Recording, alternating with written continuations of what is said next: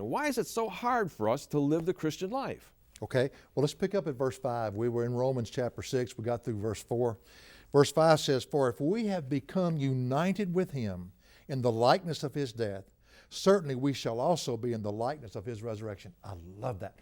The word united is a compound word. And a lot of prepositions are used in the Greek language, which helps define the word. And the word with, they have more than one word for different. With. We have one word for with, but they have two.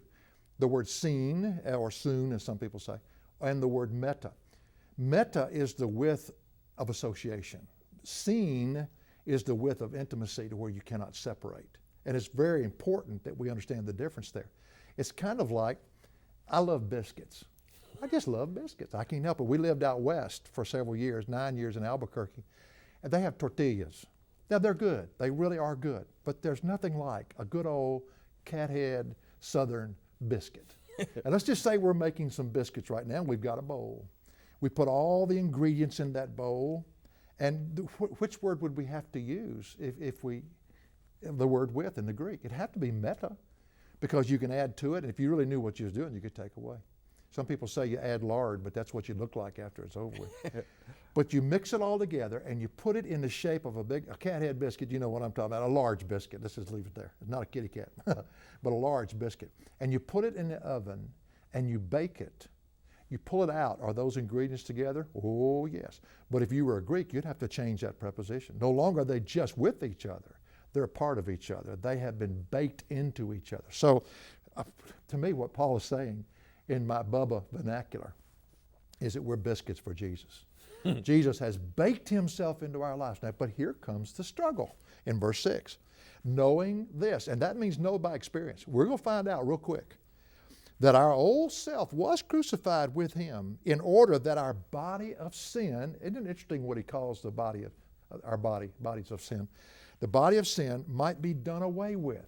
Now that's an interesting translation. Some say destroyed.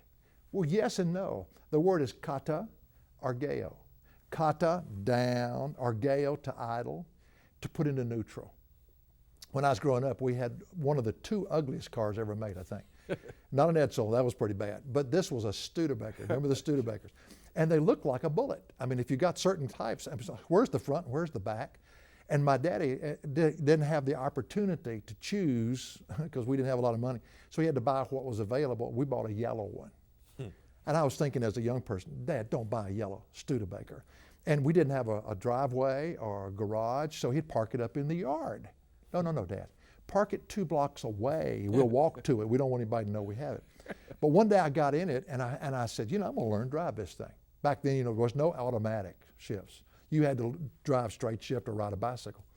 And so I got in it and I started the thing up. And if you've had that experience, and most of us have, of forgetting to put it in neutral and leaving it in gear and not pushing the clutch in, and you try to start it, and it jerks a knot in your neck, I'm thinking, oh man. So I finally learned to push the clutch in, and I finally learned to coordinate with the gas pedal and move it forward 20 feet. I wouldn't go any further because we had a wall in the back of our yard, and if we went over that, I was dead. So I would 20 foot forward and 20 feet backward, forward, back. Matter of fact, when I got my driver's license at 17 years old, I think I'd driven 20,000 miles, 20 foot forward, 20 foot back. But the thing that hit me was, if I put it in neutral or pushed the clutch in, I could step down on that gas pedal and it would roar with the best of the power would make a noise. However, it had no effect on the car because it had been disengaged by the clutch. And when Christ came to our life, he disengaged, in that sense, rendered sin powerless when he came into our life.